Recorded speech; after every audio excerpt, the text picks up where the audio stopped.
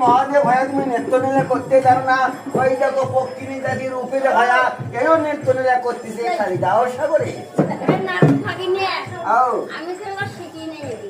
তুমি শেখো না? হ্যাঁ